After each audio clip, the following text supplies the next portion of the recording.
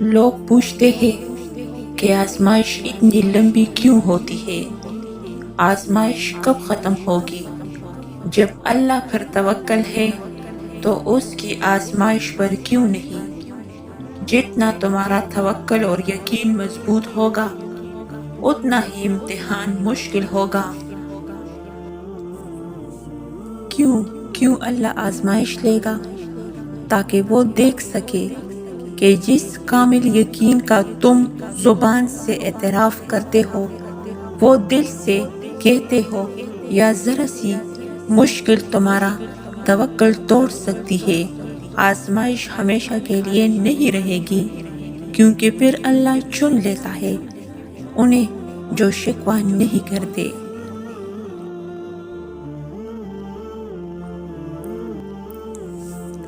اللہ امتحان لیتا ہے، تمہارے صبر کا، دعاؤں کا امتحان، توکل کا امتحان، تمہارے انتظار کا امتحان، برداشت کا امتحان، اور یہ امتحان سہنا مشکل بھی ہوتا ہے۔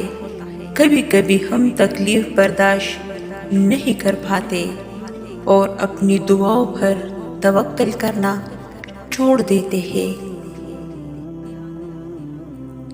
درد سہنا مشکل ہو جاتا ہے، طویل انتظار دل کو تھکا دیتا ہے، مگر اللہ تعالیٰ کا امتحان تکلیف دینے کے لیے نہیں ہوتا ہے۔ غور کرو تو پتہ چلے گا کہ جب تم اس امتحان میں نہیں تھے تب تم اللہ سے اتنا قریب نہیں تھے جتنا اس درد نے تمہیں اللہ کے مزید قریب کر دیا ہے۔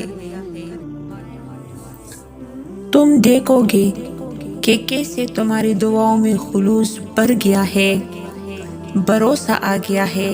یہ امتحان تمہارے دل و دماغ پر پڑی درد کی اس دھن کو آہستہ آہستہ مٹائے گا، اور شاید یہ راستہ ہوگا جو اللہ نے بنایا ہو تمہاری اپنی طرف لے کر آنے کا۔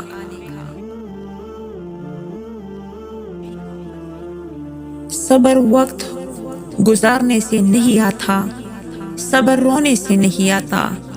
جتنا مرضی خوش رہنے کی کوشش کر لو، جتنا مرضی ہنسنے کی کوشش کر لو اور خود کو تسلی دو کہ سب ٹھیک ہے، وہ تکلیف اس وقت کے لیے تو کم ہو جائے گی مگر دل کے اندر ہی کہیں خاموش ہو جائے گی۔